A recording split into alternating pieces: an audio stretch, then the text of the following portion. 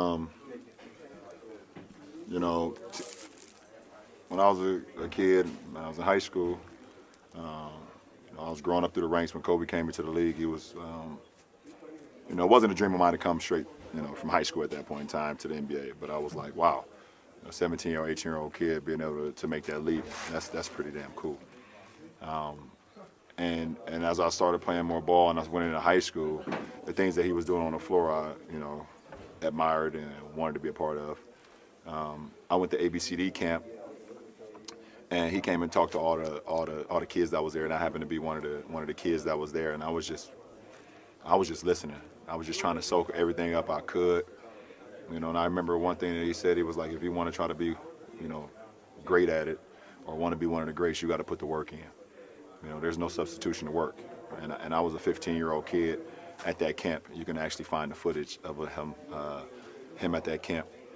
And in 2001, I believe I was playing in New Jersey, and the All-Star game, if I'm not mistaken, and y'all could correct me, was in Philly, right? Yeah, that Saturday, me and Maverick drove to the Intercontinental downtown Philadelphia, and he gave me a pair of his shoes, which I ended up wearing that following night. It was the red, white, and blue Kobe's. I was a 15 and he was a 14, and I wore them anyways.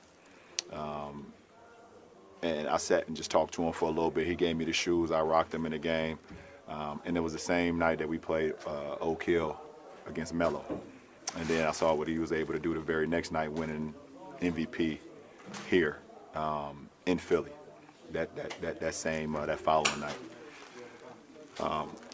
As I got drafted, I still just admired him, seeing what he was able to accomplish, winning championships, being early in his career where, he learned from the misses that he had against the series against Utah, and he just used that as motivation and got better and better and better to him winning multiple championships, and continued to admire him throughout my high school rank. And then as competitors, just seeing the work ethic that he put into the game. He had zero flaws offensively, zero. You backed off of him, he could shoot the three. You body him up a little bit, he can go around you. He can shoot the mid-range, he can post, he can make free throws. He had zero flaws offensively. And, that's something that I admired as well, just being at a point where the defense will always be at bay, where they couldn't guard you at all offensively, where you just felt like you was just immortal offensively because of your skill set and your work ethic.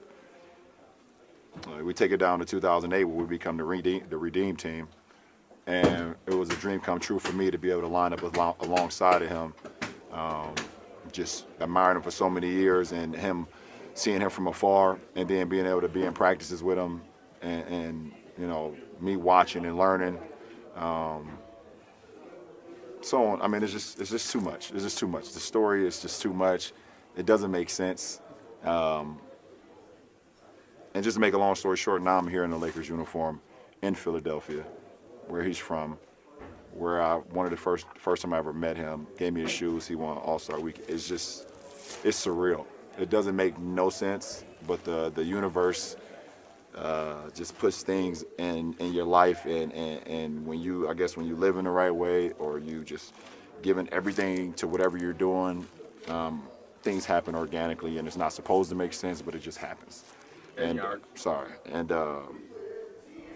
happy to be in any conversation with Kobe Bean Bryant, one of the all-time greatest basketball players to ever play, one of the all-time greatest Lakers. The man got 2 jerseys hanging up in Staples